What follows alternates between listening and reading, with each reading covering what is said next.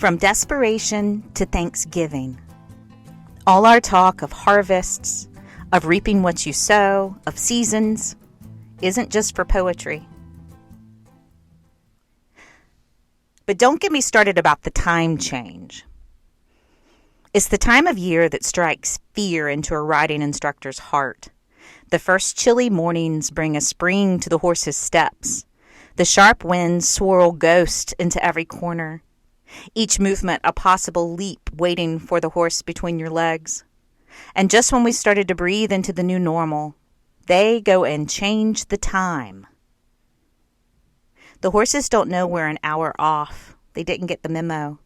And that one precious hour of after-school/work light affording some weekday sessions disappears until the leaves return in the spring.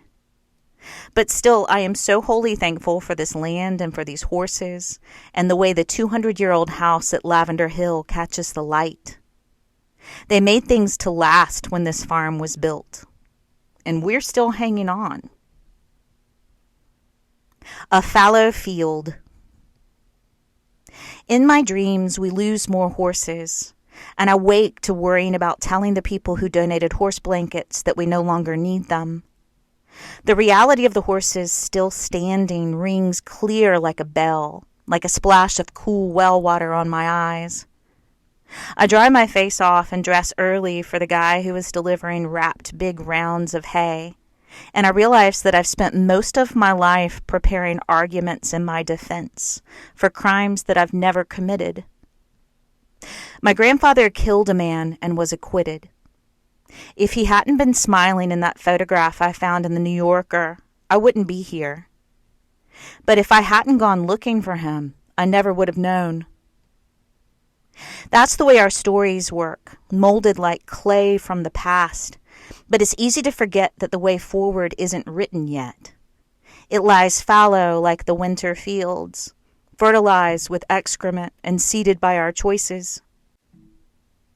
Forwardness is often mentioned in horsemanship. Keep the horse going forward. Keep your eyes up. More leg. Drive him forward. While Portuguese dressage master Nuno Oliveira cautioned, a spur that is constantly touching the horse's sides does not drive the horse forward, but on the contrary, it will make the horse sluggish. Oliveira was a champion of reviving classical principles for the mainstream when it came to riding horses. Through stillness, he created motion. He got out of the horse's way. And it was my inability to get out of my own way with the horses that kicked my feet out of the stirrups and brought me to the ground.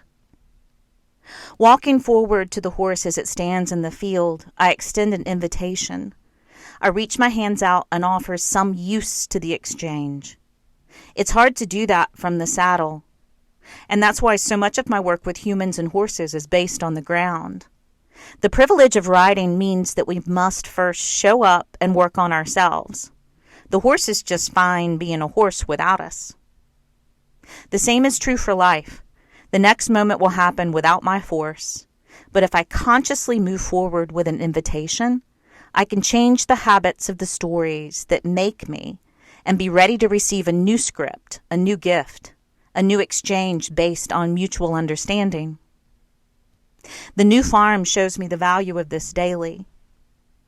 I watch the delivery driver use the hills and lay of the land to position and roll the giant round bale of hay so it comes to rest on the wooden pallet. I want to help. I want to do. I want to change. But I stick my hands in my pocket and I watch. And in that stillness, I find forwardness, like a current in the cool morning air. There is forwardness in the dormant roots of the grass beneath my feet.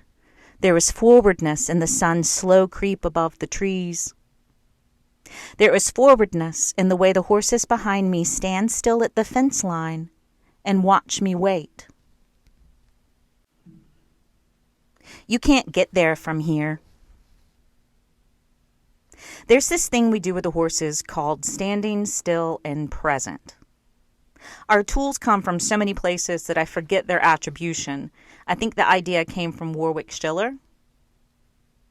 The gist of it is you stand facing a horse with a loose rope between you, and the two of you just hang out, chill out, and watch the scenery. It looks very boring from the surface and like you're not doing very much. I learned yesterday, just as I finished the last sentence of the section above, that it might be a prize in our interspecies communication toolbox. I met the round bale guy early to watch him roll the monoliths into place on pallets around the barn. I strolled to the farmhouse in love with the fall morning and met my dad's nurse. Then I sat down to write. The farm routine starts later now, and Brandon texted me around 10 a.m. to say he couldn't find Pepper in the field anywhere. Pepper is a geriatric Appaloosa mare with a red roan coat that makes her look slightly pink. I call her Pepperoni. She came to me years ago from a student who was given the mare for free by someone at church. I caution people to accept free horses. They're rarely free. The man's wife found out and accused the girl of stealing her. Pepper also showed signs of being pregnant when she arrived, but luckily that was a false conception, and we didn't inherit two for the price of one.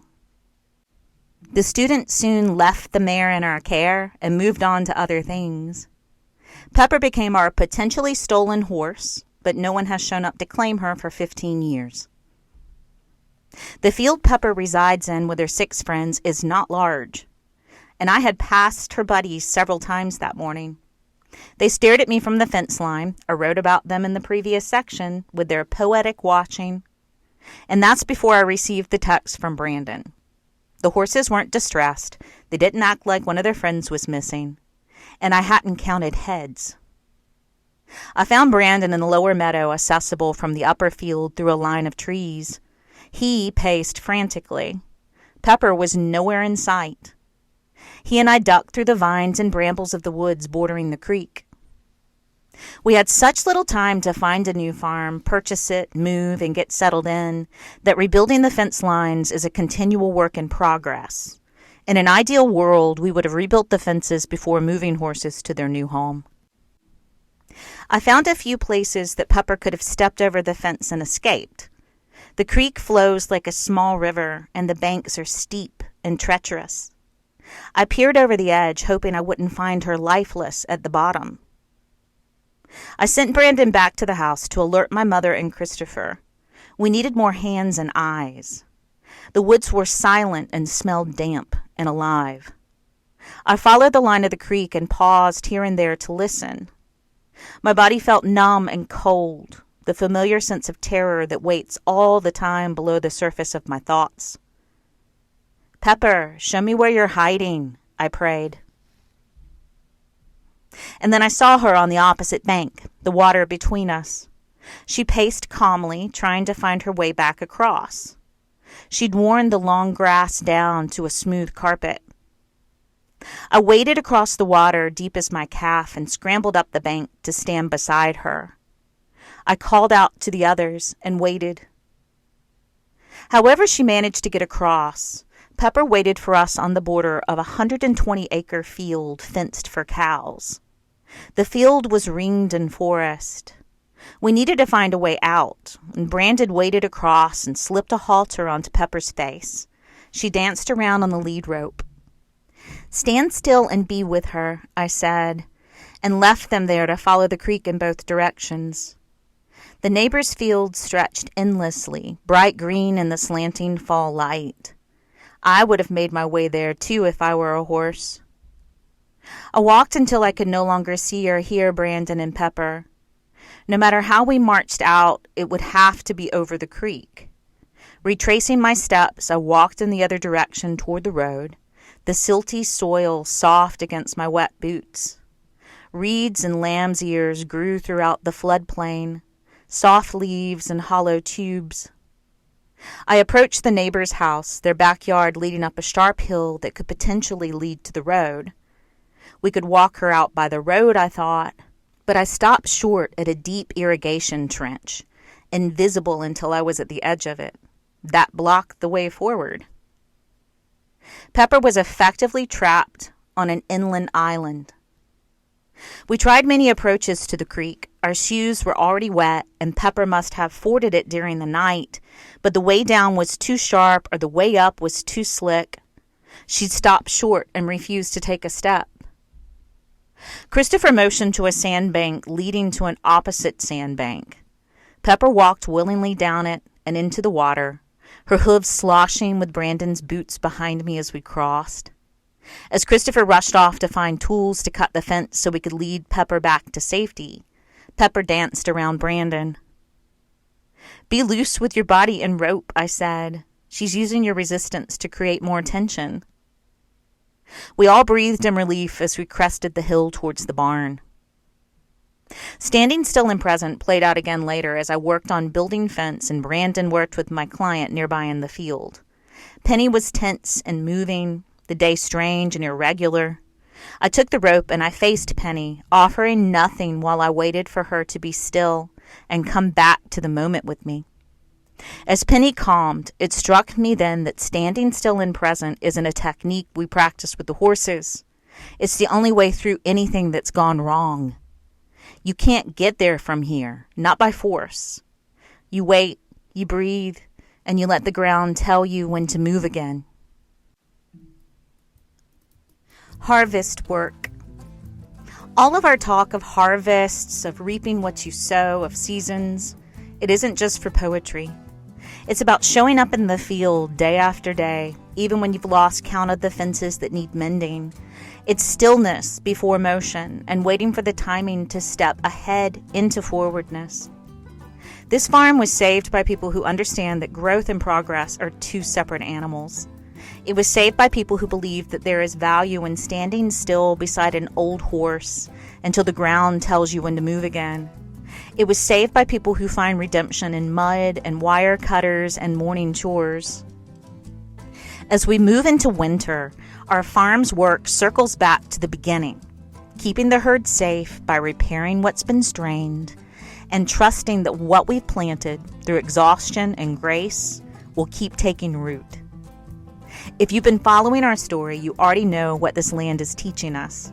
And if you're able, we'd be grateful for your help as we mend fences and learn the ways of this new ground beneath us. Visit our ongoing campaign to save farmland from development at the link you'll find in the show notes. It's our GoFundMe, and the title is Save Bramblewood. And if you cannot give, please help us share this word and our mission everywhere. I'm so very thankful for you. Love, Kim.